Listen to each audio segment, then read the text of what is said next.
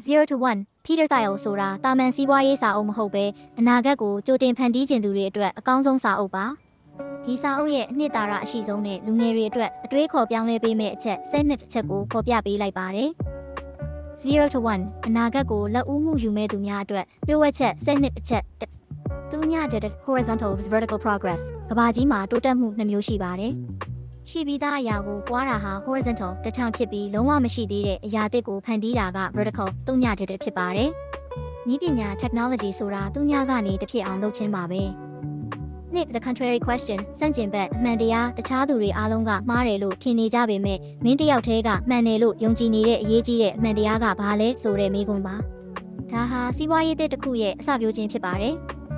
3 All happy companies are different မတူညီမှအောင်မြင်ပြီးအောင်မြင်တဲ့ကုမ္ပဏီတိုင်းဟာတစ်ခုခုကိုထူးထူးခြားခြား unique ကိုလုပ်နိုင်လို့အောင်မြင်တာပါရှုံးနေတဲ့ကုမ္ပဏီတွေကတော့တခြားသူတွေနဲ့တူအောင်လိုက်လို့ရင်ပြိုင်ဆိုင်မှုတန်းကြောင့်ပျက်စီးသွားကြတာဖြစ်ပါတယ်Monopoly is good လက်ဝါးကြီးအုပ်ချင်းဤကောင်းကျိုးစီးပွားရေးမှာပြိုင်ဆိုင်မှု competition ကအကျိုးမြတ်ကိုပျက်စီးစေပါတယ်တကယ်အောင်မြင်ခြင်းပြိုင်ဘက်မရှိတဲ့ကိုယ်ပိုင်ဈေးကွက်တစ်ခုကိုတိစောက်ပြီးလက်ဝါးကြီးအုပ် Monopoly ထားနိုင်ရပါမယ်last mover advantage နောက်ဆုံးမှလာပြီးအနိုင်ယူခြင်းပထမဆုံးဖြစ်ဖို့ထက်နောက်ဆုံးဖြစ်ဖို့ကပိုအရေးကြီးပါတယ် First mover ဖြစ်ပြီးပျောက်ကွယ်သွားတာထက်ဈေးကွက်ထဲကိုနောက်မှဝင်လာပေမဲ့နောက်ဆုံးအထိအကောင်းဆုံးဝန်ဆောင်မှုပေးပြီးဈေးကွက်ကိုအပိုင်စီးနိုင်ဖို့လိုပါတယ်ဥပမာ Google ဟာပထမဆုံး search engine မဟုတ်ပါဘူး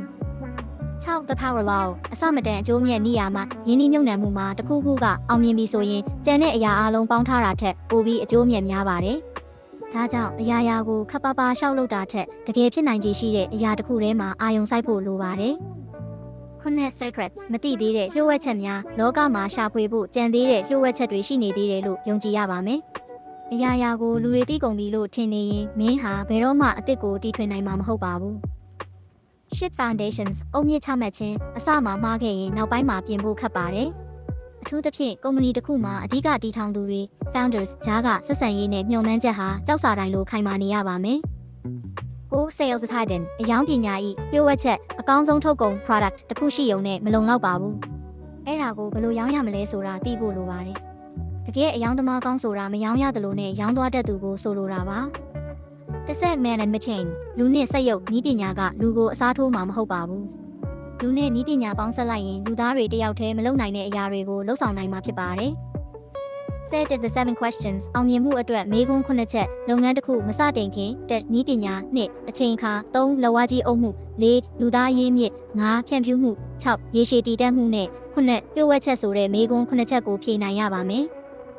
7 The Founders Paradox တည်ထောင်သူတို့၏ထူးခြားချက်အောင်မြင်တဲ့ကုမ္ပဏီတည်ထောင်သူတွေဟာတာမန်လူတွေနဲ့မတူဘဲတခုခုထူးခြားသို့မဟုတ်ကြောင်တောင်တောင်ဖြစ်နေတတ်ပါတယ်